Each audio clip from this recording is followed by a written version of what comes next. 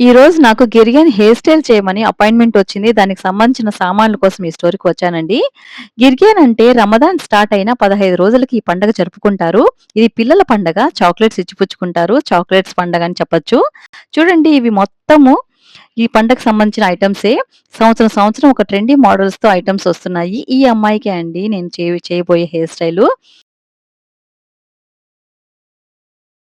ఈరోజు వీళ్ళకి గిరిగియాను. సో, దానికి సంబంధించిన హెయిర్ స్టైల్ చేయమనేసి పిలిచారండి. సో, ఈ అమ్మాయికైతే చాలా లాంగ్ హెయిర్ ఉంది.